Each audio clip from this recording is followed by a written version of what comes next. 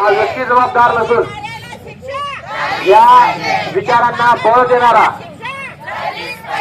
हा खरा master mind कोण आहे हा आपण याचा विचार सर्वांनी केला गेला पाहिजे।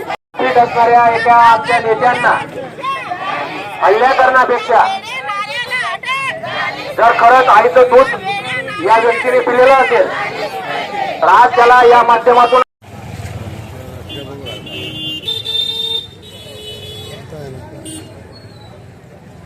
आंदोलन केलं की नारायण गोरख शिंदे याने संग्राम पाटीलच्या सांगण्यावरून काहीतरी 30, 40, 50, 60 हजार मिळाले असतील त्याला।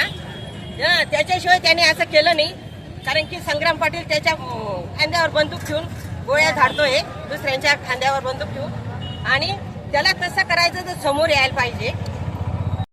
त्याला प्रशासनाकडनं जर काही शिक्षा होत नसेल तर आमच्या ताब्यात द्यावं असं सगळ्यांचं म्हणणं आहे।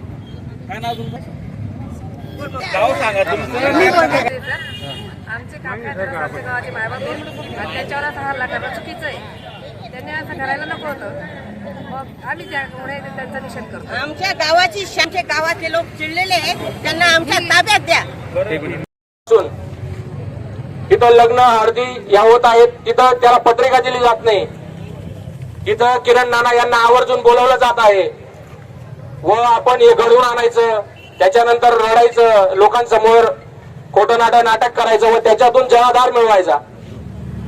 परंतु आज मी त्याला या निमित्ताने सांगू इच्छितो की येणाऱ्या काळामध्ये आपण आपल्या 5 वर्षात केले गेलेले घोटाळे हे सर्व ज्या वेळेस आम्ही जनतेसमोर आणू